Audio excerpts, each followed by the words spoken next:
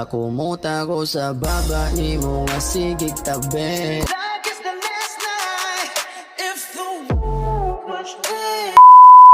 Ngayong araw mga bay, maglilinis tayo ng motor kasi matagal na natin hindi nalinisan ang ating motor na si Piti-Piti. Center stand mo natin si Piti-Piti version 2 mga bay, uuwan later. Tanggalin muna natin yung ating helmet para magpaglinis na tayo.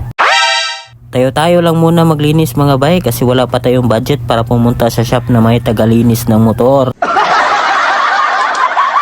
Kapag nililinis ako ng motor, yung pressure ng tubig tama-tama lang, baka may matamaan tayo ng parte ng motor, baka hindi umandar. Buti pa ang motor nakaligo na, tayo ang may-ari, hindi pa. Ganun talaga ang buhay, unahin mo maligo ang alaga mo. Pangit naman tignan kung madami ang dumi na kumakapit sa alaga mo na si Piti-Piti version 2.